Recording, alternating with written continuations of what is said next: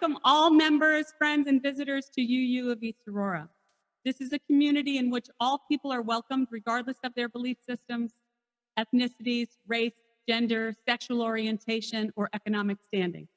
We, the UUs in the house, often choose to push ourselves out of our comfort zone, and we try to recognize discomfort as evidence that we're growing. Today, if you feel discomfort rise within you, we invite you to practice being curious, to allow your discomfort to lead you to new learning. To those who are here new as visitors, welcome to a safe space.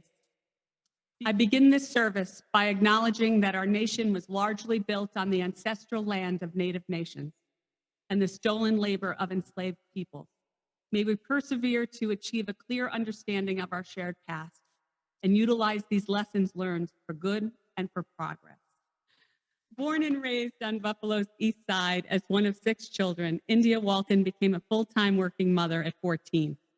She earned her GED while pregnant with twins who were born prematurely, an experience that led her to work as a nurse in the very same NICU that where her boys were saved. India became a union representative standing up for both healthcare workers and patients, from local picket lines to the steps of the United States Supreme Court, where she spoke at a women's rally in 2014. The grave disparities in healthcare led her to become a community organizer for Open Buffalo. India is a thought leader on several issues, including criminal justice reform and fair housing. As the executive director of Buffalo's Fruit Belt Community Land Trust, India led community-directed projects for single-family home ownership, as well as a 50-unit multifamily project, clearly providing more equitable housing alternatives to the kind of development that results in displacement of people from their own communities. When I invited her to speak on this date, we realized that India would be a bridge between Black History and Women's History Month. As I researched her, I've come to think of her as a bridge between what is and what can be. We are grateful to have you here. Now, there is a step. Okay, thank you.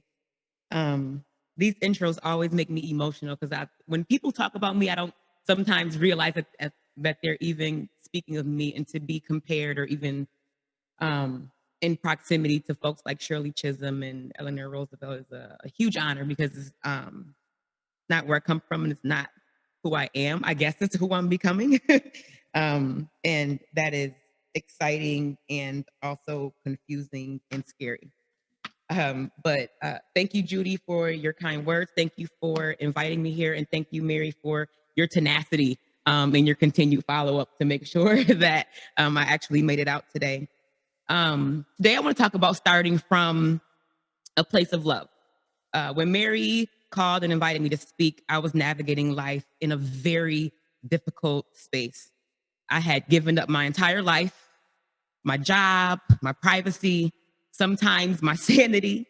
Not only had myself and my team and my community suffered what we thought was a crushing defeat, but there was no clear pathway back to a normal life for me. So I believe that speaking with you today is critical to my personal and our collective healing. And my request of you is that I'm allowed to be just a tiny bit vulnerable and authentic in my reflections. So after the general election in November, I lost a very close friend and mentor of mine, a person that I co-founded the Community Land Trust with, Annette Lott, to cancer. So I want to dedicate this to her because she just taught me so much. And shortly after, we also lost Bell Hooks, one of the foremost feminist radical leaders who thought deeply about love. And at multiple points in the campaign, when people asked me why I would do it, I would say that it was just all about love. And I would tell my team that we lead with love. And when people are attacking us, our response is not to attack back, but to think about what brings us together and what the things are that we have most in common. Because at the end of it, we all want the same thing. We all want a healthy life. We all want safe, affordable housing. We all want clean air to breathe and water to drink. We all want a quality education for our children, and we all want justice and equity, right? So when you are deemed the thought leader in social movements, people begin to ask you what your theory of change is. Now, keep in mind that I'm no sociologist. Socialist, yes. Sociologist, no. But in thinking about the value of social movements, the one thing that we really want to be able to do is to create change. There are a few reasons why social change is important, right? It brings us closer to gender equality.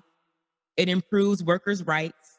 It protects LGBTQ plus community. It improves racial equity. It addresses problems at their root. It empowers people. It makes life better for future generations, and it protects the environment. We're living in times right now of some significant social movement. I wake up every morning and I'm most excited to see which Starbucks is unionizing next across the country. A movement that started right here in Western New York. The rise of the working class. We've seen multiple unions go on strike to fight for better wages and working conditions. The Poor People movement, led by Reverend Barber. Black Lives Matter and the movement for Black lives. All of these are movements that we can say are changes that improves racial equity, protects LGBTQ people, right? And those are some of the things that we're looking for when you talk about your theory of change. So not only does your theory of change guide your work, but it should also give you something to refer back to, your why. Now, the really smart people, they have logic models and data-supported algorithms and flowcharts that describe their theories of change, and I admire that. But my intellectual capacity is limited by the fact that people are dying, the planet is on fire, and the sky is falling. So I don't have time for a complex logic model about the way I think the way I do. So I eventually arrived to what the theme of this talk is today, and that is love. My theory of change is love. And love means many things to many people. It means different things at different points in time and different points in your life. And, as a child who grew up very poor, as a survivor of domestic abuse and gender violence, a lot of times in my life, it was the absence of love that stood out more than the presence of it, right? We always know it's there, but sometimes you don't necessarily feel it. So I would like to start with the definition that I believe most represents love to me. And in this case, this is straight from Merriam-Webster. It is the unselfish, loyal, and benevolent concern for the good of one another. That's the simplest way I can describe my theory of change. It's love. Now, the question becomes, can an unselfish, loyal, and benevolent concern for the good of others create the change that we desire? I would argue that the answer to that is yes. Can love improve gender equality? Can love improve workers' rights? Can love protect trans kids? Can love address the root causes of our societal ills? Violence, crime, poverty, houselessness, hunger, poor health outcomes, maternal and infant morbidity, and mortality? Yeah. Yes, love. Our collective, unselfish, loyal, and benevolent concern for the good of one another can do that. Not only can it has. Love was mutual aid that kept our neighbors during the pandemic. Love is how we will continue to house our people, feed our people, take care of our people. Love is how we will move toward justice and progress, no matter the result of any election. That brings me to the most important part of any theory of change, the why. The why came up very often for me over the last year. It still does. Every morning I wake up and I'm like, why?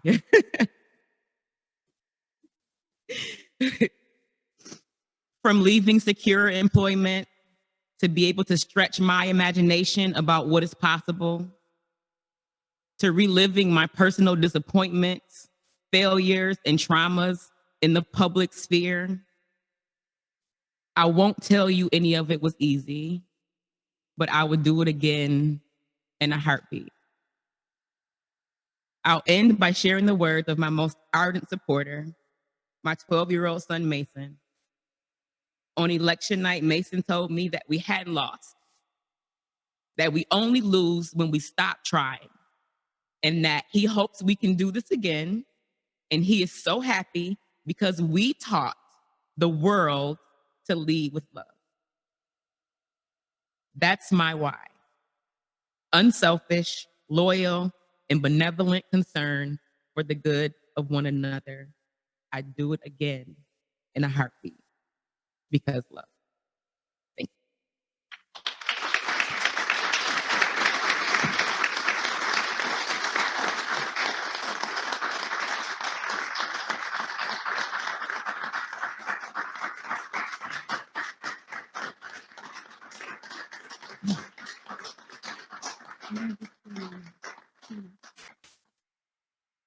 India, you are willing to do some Q&A right now, so we'll just open the floor. India, thank you so much. That was just wonderful. Thank you for speaking from your heart.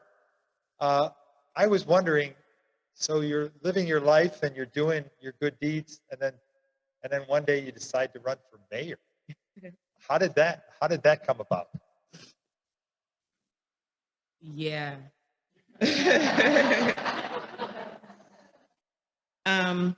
I can remember as a child, my mom saying to me, just because you haven't heard of something doesn't mean it doesn't exist. And also that when the rules don't serve you or the laws don't serve you, it's okay to change them, right? When I was 10 or 11, my mother married a person, my dad, who was in prison serving a 25-year to life sentence on a nonviolent offense due to the Rockefeller drug laws. So I would accompany my mom to Albany frequently to fight for his release and to fight for the changing of those laws. Eventually it happened. And after serving 15 years, my dad came home. And that was proof to me that when something is wrong, even when it seems impossible, that when you love someone, you have a responsibility to fight for that change, even if it seems like it's something that you cannot do. So after the uprisings of 2020, after the murder of George Floyd, I was wholly dissatisfied with the response from our local leadership. Myself and thousands of other young people locally were also very dissatisfied. We were ignored. We were called outside agitators. And though we had put a lot of thoughtful proposals forth that were well-researched, data-driven, and backed by science, we were ignored and told that we were just some silly kids who should go sit down somewhere and get a job and stop protesting. And I thought, wow, if we can turn out 500 people to a demonstration, we can turn these people into door knockers, into phone bankers, into petitioners, into voters. And we can prove that not only are we outside agitators and goofy kids protesting, but we can turn that protest power into real political and electoral power. And growing up in Buffalo, knowing that there are not many people who have the privilege of being untethered from the establishment and the status quo, and knowing that, like, at the end of the day, I'm an RN and no one can ever stop me from working, I figured there was no better time than the present, and there was no better person than me. So I got a group of friends together and we started planning, and that's what we did.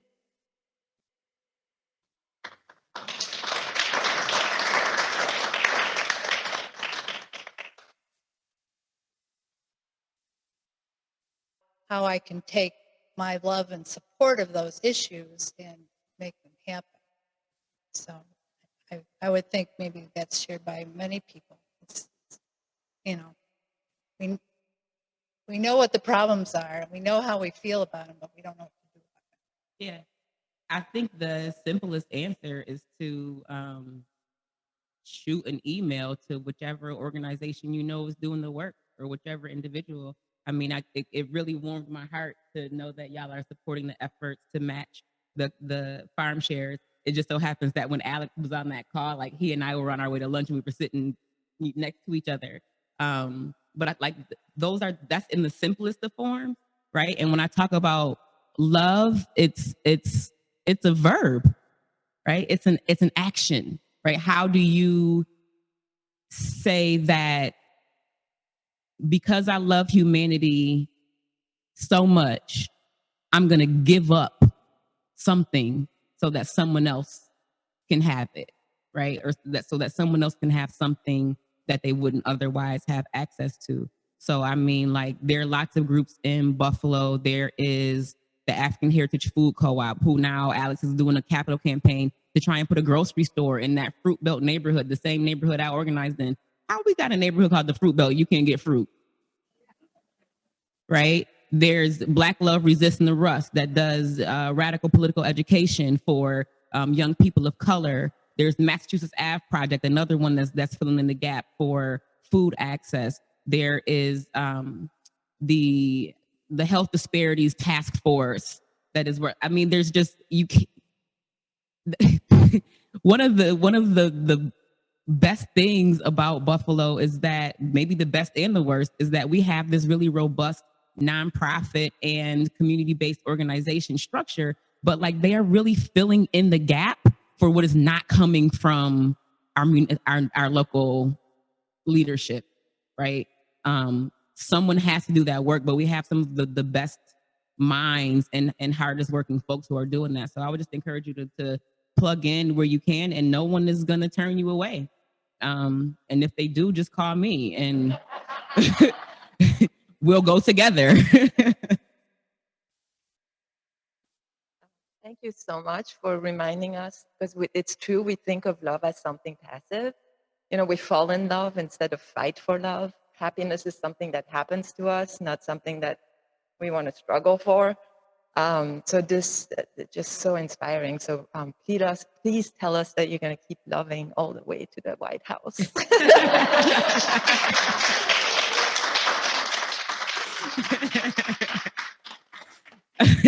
I am going to keep loving and following my heart and the mandate of my people, and do what makes most sense, you know, not only for my community, but also for myself and my family. I have a little boy that I barely saw in the last year. So I like I said, I'm on a journey right now of healing, right? Not only myself, but my community, my children, my family. You know, my mother watched some of these things play out in the media, and my siblings. And right now, I'm still very much working behind the scenes, but I do feel like the sky is the limit. And when the universe is ready for me to do the next thing that I'm meant to do, I'm gonna jump in and keep going.